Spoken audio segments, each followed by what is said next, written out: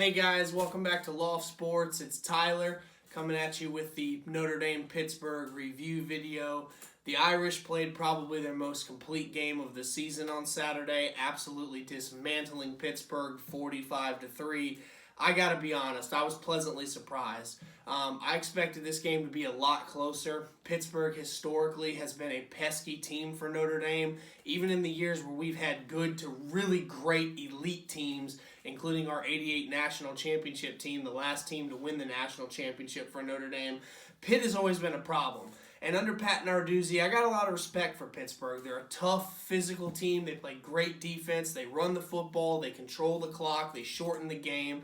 They make things tough. But Notre Dame came out, was a little sluggish in the first quarter, got a couple of breaks with the deep ball, passes over the middle, great playmaking by our receivers.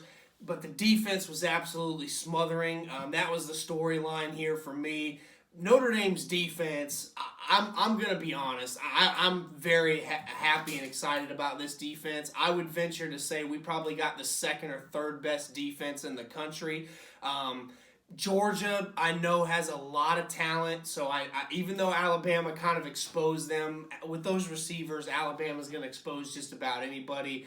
So I still think Georgia's probably a little better overall on defense, but Notre Dame's got to be at least in your top five. I mean, we've held most opponents under 2 touchdowns per game. The Florida State game, we gave up a lot of points, but some of that was because our offense put us in bad shape with some turnovers. They also got lucky and hit one deep pass, which you got to give them credit for that. But I mean, we absolutely smothered Pitt. Now, their quarterback, Pickett, did not start in this game. They played a couple of backups. But nonetheless, Notre Dame's defense was absolutely dominating, and we forced turnovers, blocked a punt for a touchdown. This was a pretty complete game from Notre Dame across the board. I'm really excited about it.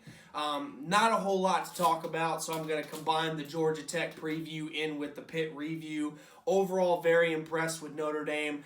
Ian Book has still not played a complete game, in my opinion. He had some nice throws, but he just completed barely over 50% of his passes. Now, I mentioned a minute ago, Pitt does play great defense, but Ian's got to play better. We play Clemson after the Georgia Tech game.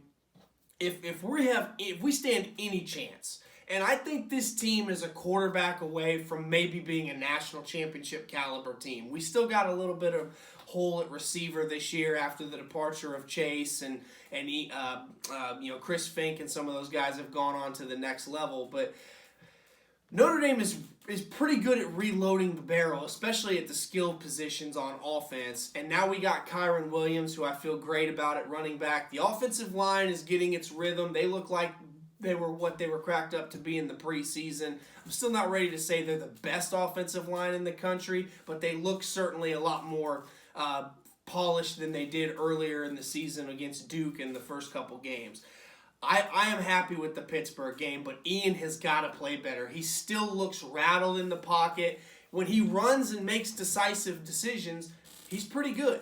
His arm is not great. I mean, he's not an elite quarterback. He is a 3-star recruit, and he's kind of played like a 3-star recruit, and it's unfortunate because I think the talent around him is 4- and 5-star level. The gap between the Clemson, Ohio, in my opinion, there's 3 teams in college football. Clemson, Alabama, and Ohio State. Those are the cream of the crop right now in college football. The gap is pretty wide between those 3 and really everybody else this year, including Georgia, as we saw a couple weeks ago when Alabama dismantled them. But I think Notre Dame has closed the gap over the years. I think we're a hell of a lot closer to beating a Clemson or Alabama than we were in 2012 when we got beat by Alabama in the championship game, and then we were a couple years ago even when we played Clemson. Notre Dame has got a pretty damn good team, guys. Ian has got to play better. Look at the top 3 teams. What do they all have? They have elite quarterback play. Trevor Lawrence, Mac Jones, and Justin Fields are NFL caliber quarterbacks. They can move. They throw the ball. They make decisions. They got great arm strength. Ian doesn't have a lot of those qualities, and it's not his fault. He was a 3-star recruit for a reason. He stepped in, he took over for Wimbush, he's made this team his own, and I love him for it. He's won a lot of games at Notre Dame, second highest winning percentage of a quarterback in Notre Dame history. You can't hold it against him. The guy wins games, especially the games we're supposed to win. But in the end, if Notre Dame stands a chance at beating Clemson, he's going to have to play better. Now, this week we got Georgia Tech on the road in Atlanta, another 3:30 Eastern game. I expect a similar result. And I said that with the Louisville game after Florida State, and we won 12-7.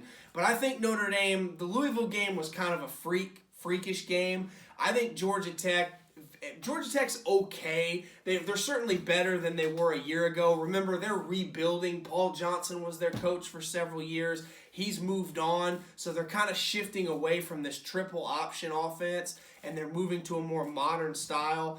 Notre Dame should dominate this game. Georgia Tech got beat by Syracuse, okay? Syracuse is playing like fullbacks on the line because they're so depleted in terms of injuries, and they've had some people opt out because the New York area was hit pretty bad with COVID. So Syracuse is not really a full football team, and Georgia Tech pretty much Syracuse pretty much handled Georgia Tech earlier in the year. Now, Georgia Tech has gotten a few more games under their belt since then.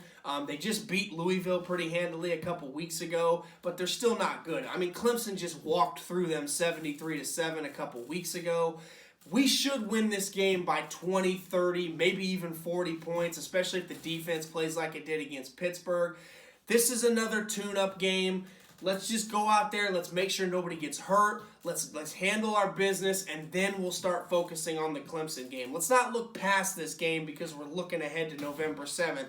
I know that's probably the biggest regular season game or one of this college football season, but we need to take care of our business, make sure our guys stay healthy, and Ian needs to get sharp. He's got one game left to improve all these kinks before the big boys come to town on November 7th. So I'm looking for Notre Dame to just run the ball, establish its dominance, play smothering defense. Ian Book needs to fine-tune that passing game, get in sync with these new young receivers, and let's get ready to play some football in a week and change. But another victory should be coming in Atlanta on Saturday. Thank you, guys. This is Tyler with Loft Sports signing off. Go on.